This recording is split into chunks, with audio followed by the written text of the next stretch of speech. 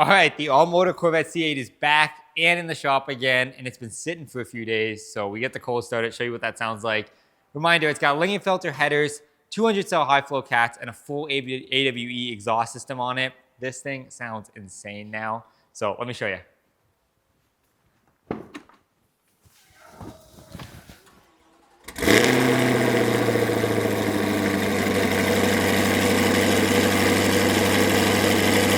This thing sounds nasty now. It sounds like an old school LS with that cam, with that chop. So I gotta show you guys the footage of this monster on the dyno. Let's cut to that right now. All right, we're back here with the Corvette C8. If you guys have seen this car on the channel before, you know we just finished an all-motor build. I'm here with Colin at DynoComp. What's going on? We have created this thing into a monster, I would say. It screams, it sounds fantastic, sounds like an old school LS motor. Eventuri cold air intake. We did the Lingenfelter long tube headers with 200 cell cats. And a full AWE exhaust. We ended up doing the BTR camshaft kit with the C8 trunion upgrade as well. And a DSX flexfuel kit is kind of the big primary things there. So the flexfuel kit we'll get another 30 wheel out of, and obviously you can run an E85, E50, 91 octane without having to change the tune, which is the coolest thing. Yep. So we have this car back in the dyno now, and of course you know what that means. We did a dyno run before we did any of the mods. Well, it had an AWE exhaust and of course the cold air intake, but that's it.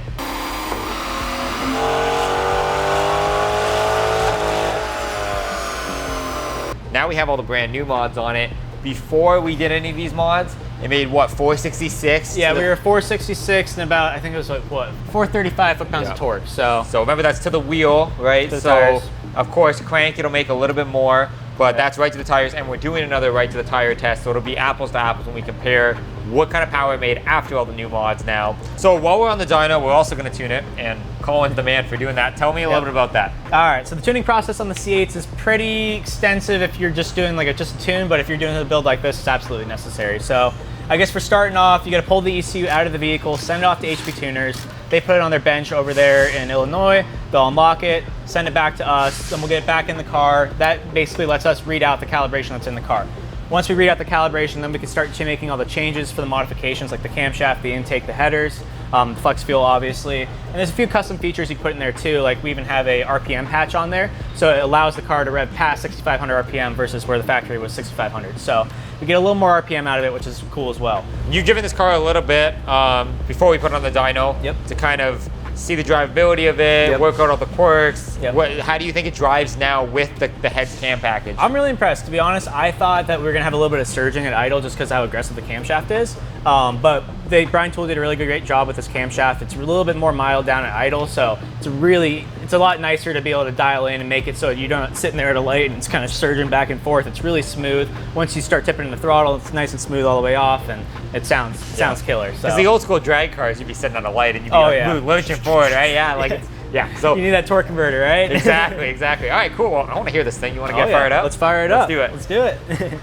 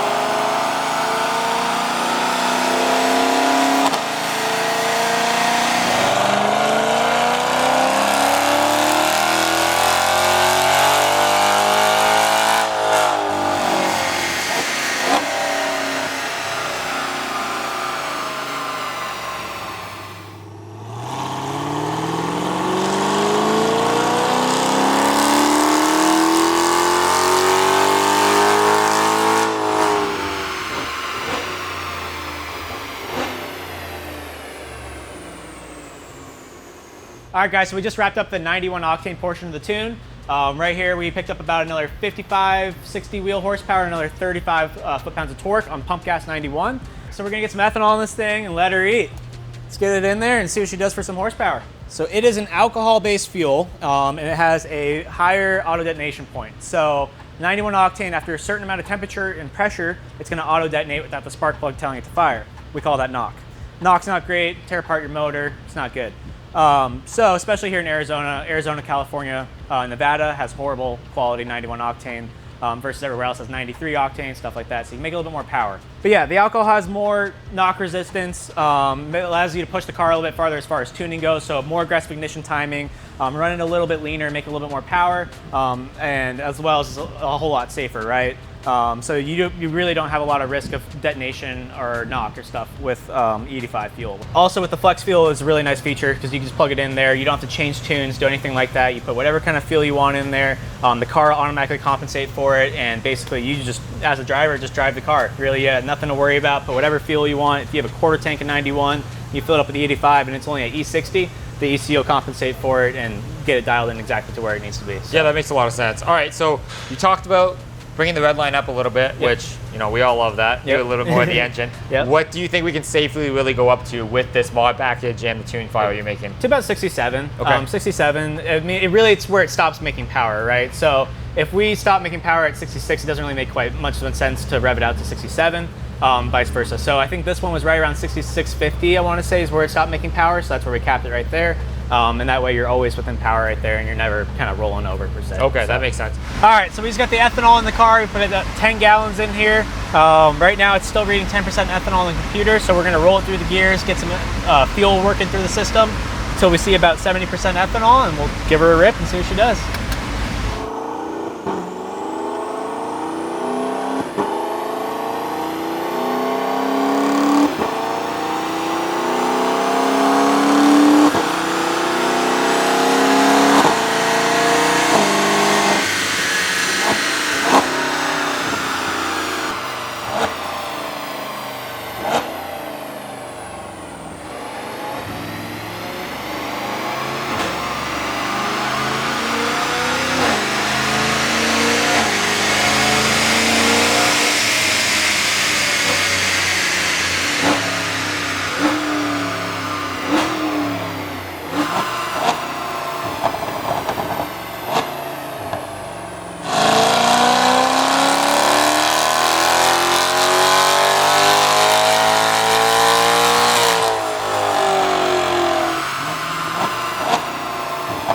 So E85 tune is done on the C8, dyno test and everything. Colin, what do you think of these numbers? It's pretty wild. So we got 550 wheel, and what were we at torque? We were at 498 foot-pounds of torque, so almost 500 foot-pounds of torque, which is pretty nasty out of this thing. So this thing should be a blast to drive. I'm excited to go take it out in the street, see how it feels. And get your opinion on it, see how you like it. Because obviously you've driven the car before, you know how it was stock. So right, but I haven't driven it since. You have. There you go. We gotta see. I'm excited to be in a passenger seat. Things gonna be really nasty. Cool. Yeah. So we're gonna get it off the dyno here, get everything bolted up and 100%. I mean, everything's pretty much finished, but you know, all the little touches, and then get it on the street and see how it performs. Take it for a spin. Yeah, see how it let's feels. do it. All right, cool. All right, I think it's time to go for a drive. So, first time driving the Corvette C8 with all the new mods. I drove it when it was pretty much stock. It had the AWE exhaust and the Corsa cold air intake on it, and I liked it. I thought it sounded pretty good. You had some verbals on the downshifts, and it sounded really good when you pulled with it, but of course it wasn't making the power that it is now. Now you get the Lingenfelter headers on it, the high flow cats, and the AWE exhaust that was on there before. It sounds really nice. I like the sound a lot. Of course, it's super, super loud on cold start. It's gonna annoy and wake up all of the neighbors near you, but you're gonna love it. So I think there's a pass for that. Now, of course, we've got the BTR, Eventuri Racing camshaft in there, and the ported and polished heads. And I mean, you can probably see a little bit of shake on camera right now with the cam at idle, but it's not that bad. It's not a super aggressive cam. I think it makes a pretty good amount of power for what it is, but BTR did a really good job designing this cam. Like Colin said, it doesn't really surge at all, and there's minimal shake at idle, but you get all the sound of the old school LS cars, right? With like the LS7s and the LS3s when everyone cams the C6s and those cars. And I mean, at the end of the day, this is still a Corvette, right? It's still a C8 Corvette. It's not like it's a crazy car that's completely different from all of the rest of the other Corvettes. If you were to hop into a C7 or a C6 right after this car, it feels a little bit familiar. I mean, you still have the engine behind you. It's mid-engine, totally different vibe, of course, than a C6 or a C7. But you know, we have a C7 Z06 in the shop and a C6 that we routinely drive, take out for drives and things like that.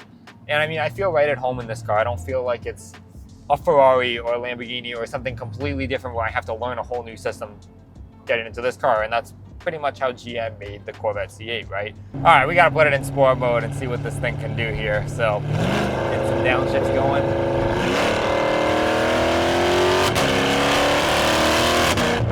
Makes pretty good power. It's definitely a good sound. You hear a lot of that exhaust.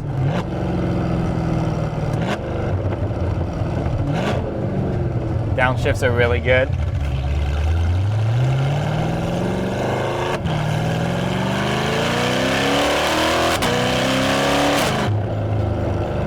Pretty good sound. I like it. Those headers made a huge difference. I mean, those high flow cats I'm sure make a big difference too, because you're really opening it up, the ability to breathe. But those headers, you're getting that wider pipe and you get the bigger collector. It gives it the ability to just breathe through the system. It's really nice. A little bit of downshifts here.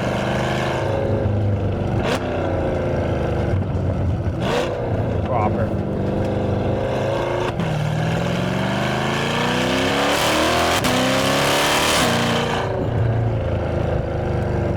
It's a good sound. I think the build process in this car was pretty simple. I mean, dropping the engine, of course, that's a little bit more labor than doing a camshaft in a C6, for example, which some of those you don't have to drop the engine. You can just throw the cam in. But other than that, you know, you're dropping the engine and you have so much more room to work when you do that. So taking the heads off, taking the valve covers off, taking all the old lifters off for the DOD system that was on the top of the engine, swapping out the valve, swapping out the trunnion kit with the CHE trunnion kit, things like that. You have so much room to work and you're not reaching over an engine bay or anything like that. So that is kind of nice to be able to do that. Now the engine was out, of course we did the cam and the ported and polished heads from Cooper's heads. Those are really nice. They looked really clean when we put them in. And I was pretty impressed with the quality. So other mods that are done to this car, we obviously powder coated the factory snowflake wheels white. This car actually didn't come with the snowflake wheels. It came with the 5 spokes.